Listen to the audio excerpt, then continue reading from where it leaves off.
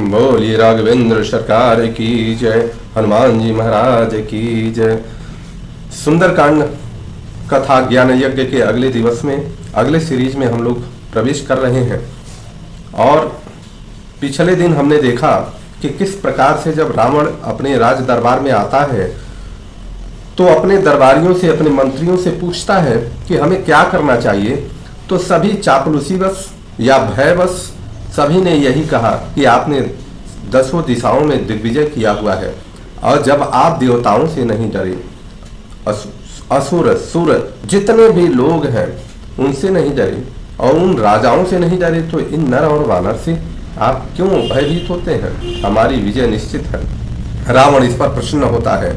इसीलिए गोस्वामी तुलसीदास जी अगली कड़ी में लिखते हैं कि सोई रावण कह बनी सहाई, स्तुति करही सुनाई सुहाई। अब देखिए, वही रावण के सहायक बन गई। मतलब ये तीनों कौन कौन से?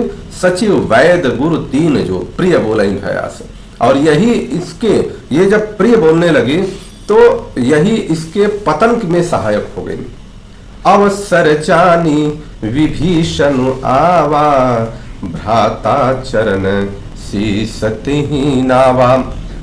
अवसर जानी विभीषण आवा, समय जानकर रावण की सभा में विभीषण जी आ गए और भ्राता चरण शीस नावा, और अपने बड़े भाई रावण का उन्होंने शीश झुका करके चरण स्पर्श किया या शीश झुका करके अभिवादन किया। पुनि सिर नाई बैठ निज आसन, बोला वचन पाई अनुशासन। पुनि सिर नाई बैठ निज आसन, और पुनः पूरे सभी लोगों का सिर नवाते हुए, मतलब जितने मंत्री इत्यादि थे, पूरे राज सत्ता को सिर नवाते हुए उन्होंने रावण से अनुशासन, रावण के निर्देश के बाद वह बोलना प्रारंभ किया। जो कृपाल पूछे मोहि बाता, मति अनुरूप कहूँ हित ताता। कह रहे हैं विभीषण जी। अब यहाँ कृपालु शब्द का अर्थ अलग अलग प्रकार से अलग अलग विद्वानों ने लगाया है। कृपालु प्रभु श्री रामचंद्र जी को ही कहते हैं, लेकिन यहाँ विभीषण जी रावण को कृपालु क्यों कह रहे हैं? कि जो कृपाल पूछे मोहि बाता, मति अनुरूप कहूँ हित ताता। कह रहे हैं कि कृपा को काट कर फेंकने वाले। यहाँ रावण के लिए शाब्दिक अर्थ विद्वानों ने इस प्रकार से लगाया है, जो कृपालु पूछे मोहि बाता। अगर आप मुझसे यह बात पूछ रहे हैं तो मति अनुरूप कहूँ हित ताता, और मैं अपनी बुद्धि के अनुसार आपके हित की बात मैं कह रहा हूँ। इसको ध्यान से सुनिए। जो आपन चाहे कल्याण, सुजस सुमति सुभगति सुख नाना। अगर आप अपना कल्याण चाहते हैं, जो आपन चाहे कल्याण, अगर आप अपना कल्याण चाहते हैं तो सुजस मतलब सुंदर यश, सुमति अर्थात सुंदर बुद्धि, और शुभ गति अर्थात सुंदर गति, और नाना प्रकार के सुख चाहते हैं अगर आप, तो क्या कर लीजिए। सो पर नारी लीलार गोसाई, तजऊ चौथी के चंद की नाई। तो आप ये सीख समझ लीजिए कि दूसरे की पत्नी के ललाट को भी उसी तरह से त्याग देना चाहिए, अर्थात ललाट का भी दर्शन नहीं करना चाहिए, उसी तरह से त्याग देना चाहिए जैसे चौथ के चांद को लोग देखना पसंद नहीं करते, अर्थात लोग उससे बचते हैं। इस प्रकार का यह नीति कहता है।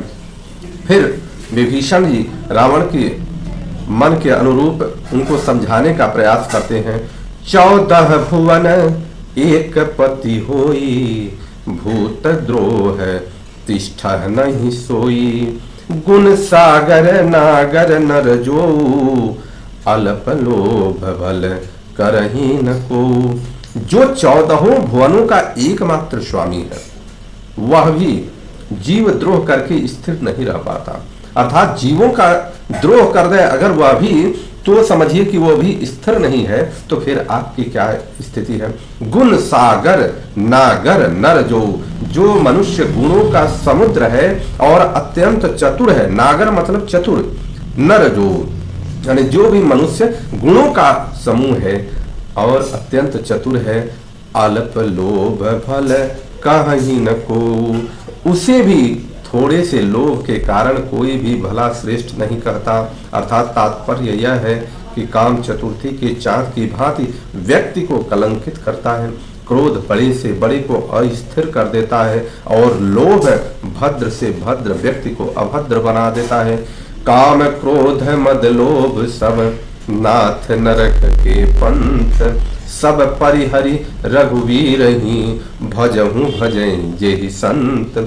विभीषण जी कह रहे हैं कि भैया आप सुन लीजिए कि काम क्रोध और मदिरा के समान जो लोभ है वह सब नाथ नरक के पंथ, ये सब नरक के गामी के लिए है, नरक का रास्ता है। ये सब परिहरि रघुवीर ही भजे ही जय संत। और इन सब को त्याग करके जो विशिष्ट प्रेरणा देने वाले भगवान श्री रामचंद्र जी का भजन करता है उसका ही कल्याण होता है। अर्थात आप भी प्रभु श्री रामचंद्र जी का भजन करिए। अब उसके बाद अब रामचंद्र जी की वर्णन करते हुए विभीषण जी आगे कह रहे हैं कि तात राम नहीं नर भूपाला, भुवनेश्वर कालहू कर काला। हे तात श्री रामचंद्र जी, आप ये मत समझिए कि श्री रामचंद्र जी इस धरती के भूपाला कोई राजा हैं, या केवल उन्हीं के राजा नहीं है। भुवनेश्वर कालहू कर काला, जो 14 भुवनों के ईश्वर काल के काल है और ब्रह्म अनामय अज भगवंता, व्यापक अजित अनादि अनंता। कहते हैं कि जगत को जन्म स्थिति और प्रलय ब्रह्म अनामय अज भगवंता, स्थिति और प्रलय के कारण ब्रह्मा अनामय जन्म और स्थिति प्रलय का परिवर्तित होना, नष्ट हो जाना, ये सब का सब व्यापक अजित अनादि अनंता। ये समझिए कि पूर्ण रूप से किसी के भी द्वारा छहो महात्म की समस्त सर्वव्यापक, किसी के भी द्वारा न जाने आदि अनंत के रूप में। गौ द्विज धेनु देवहितकारी, कृपा सिंधु मानुष तनुधारी। गौ, गौ मतलब गो लिखा है, गो का मतलब पृथ्वी होता है, द्विज ब्राह्मण, धेनु गाय, और देव मतलब देवताओं के हित के लिए, कृपा सिंधु मानुष तनुधारी। कृपा के सागर प्रभु श्री रामचंद्र जी ने मानव शरीर धारण किया है। जन रंजन भंजन खल पाता, वेद धर्म रक्षक सुर त्राता।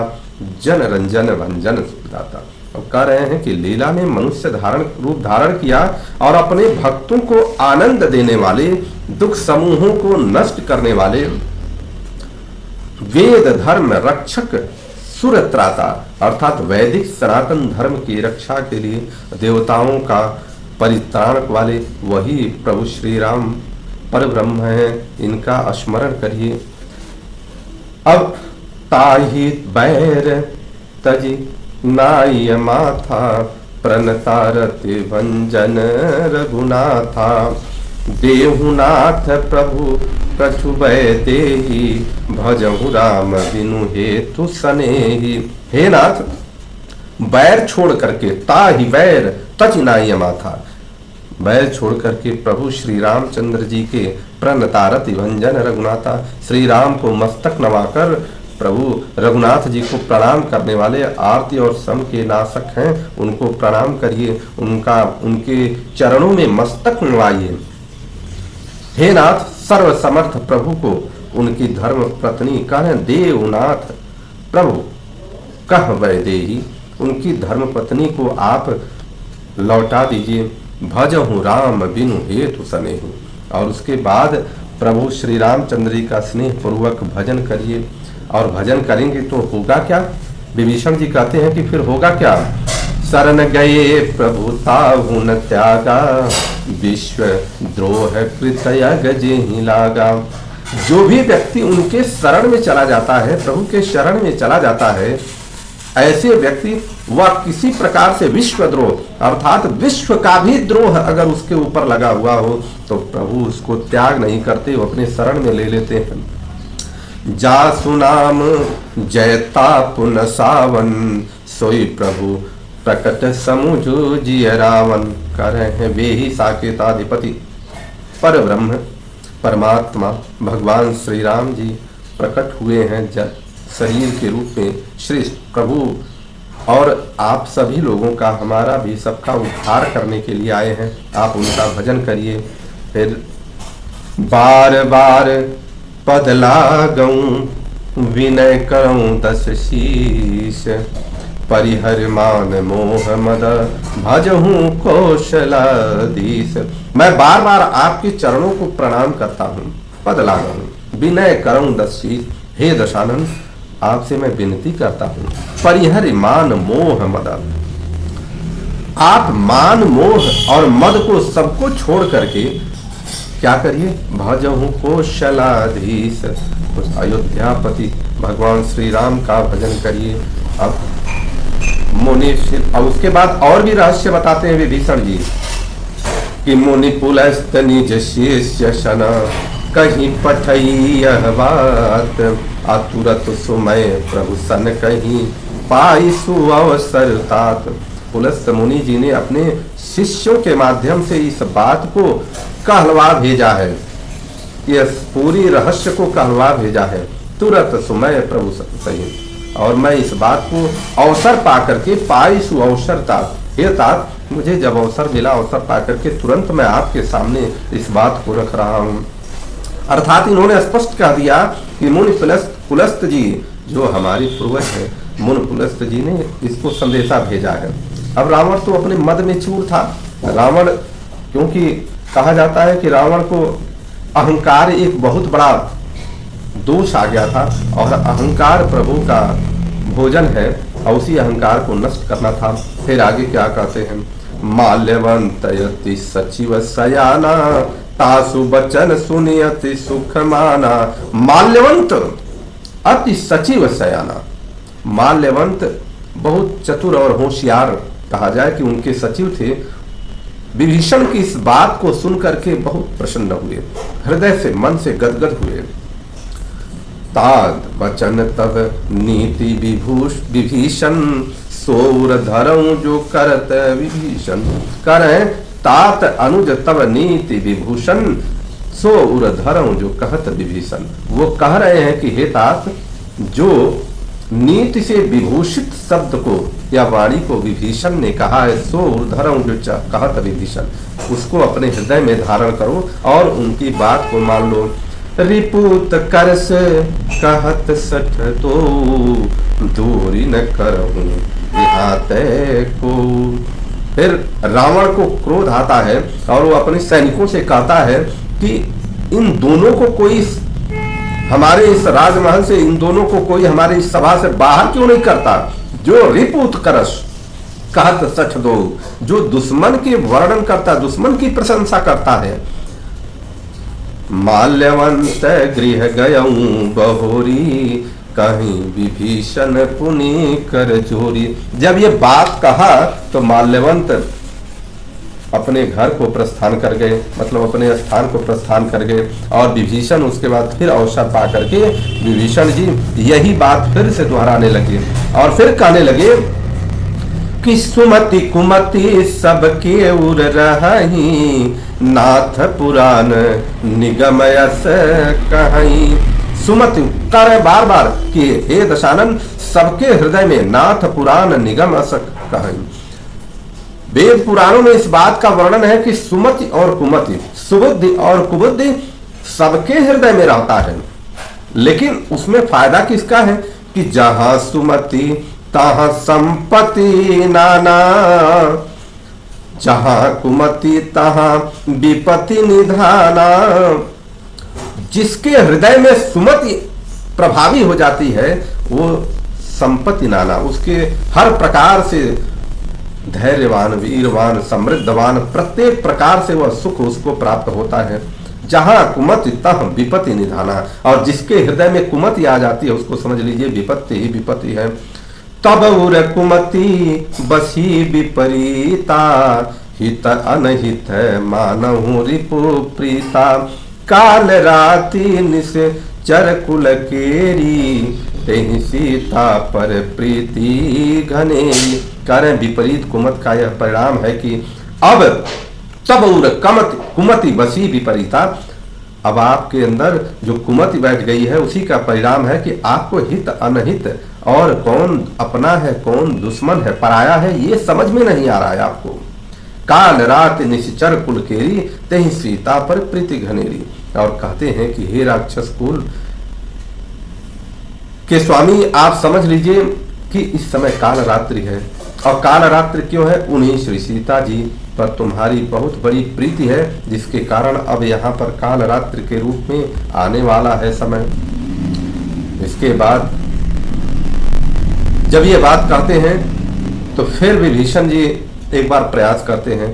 तात चरण गही मांगहू राखहू मोर दुलार सीता देहू राम कहूँ अहित न हो तुम्हार।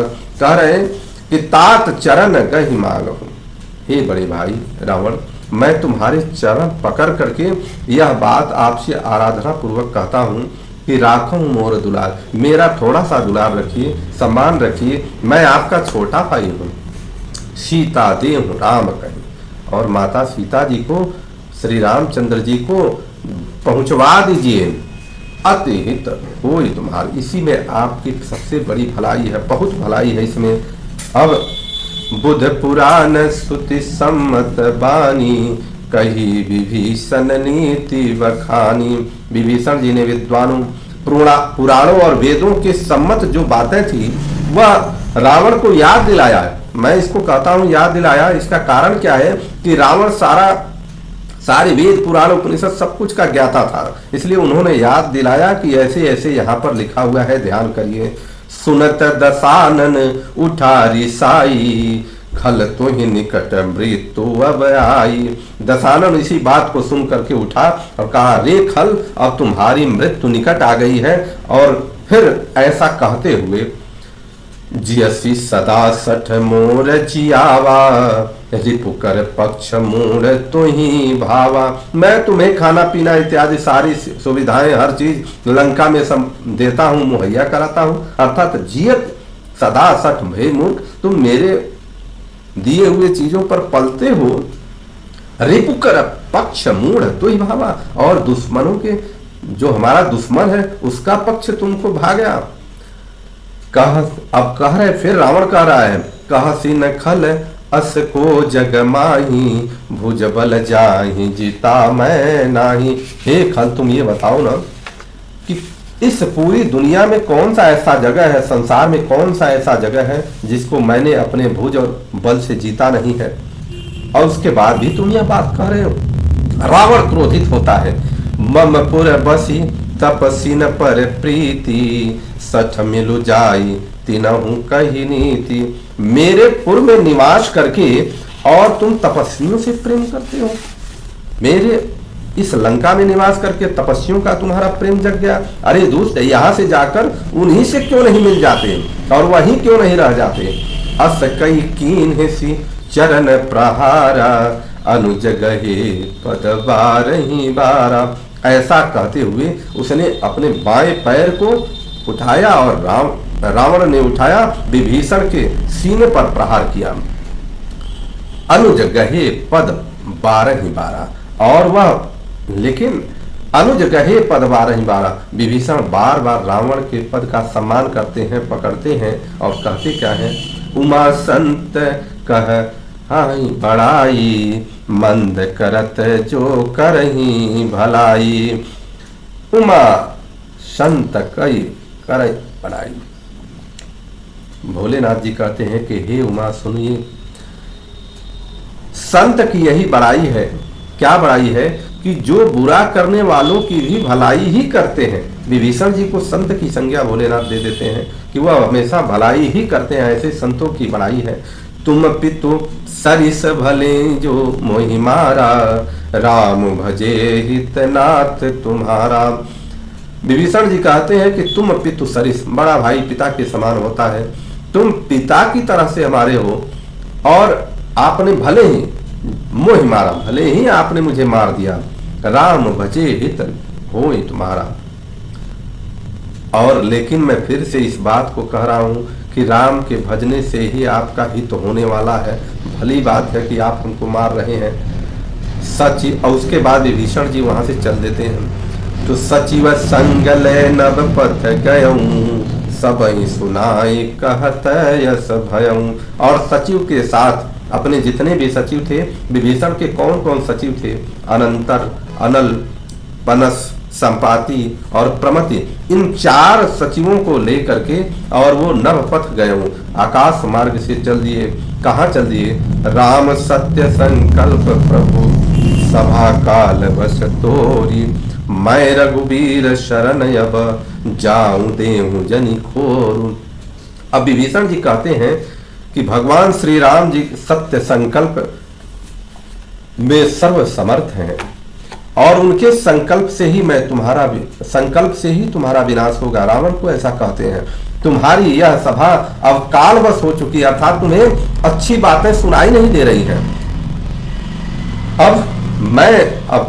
अब रघुकुल के स्वामी वीर श्री रामचंद्र जी के शरण में जा रहा हूं। अब मुझे कोई भी दोष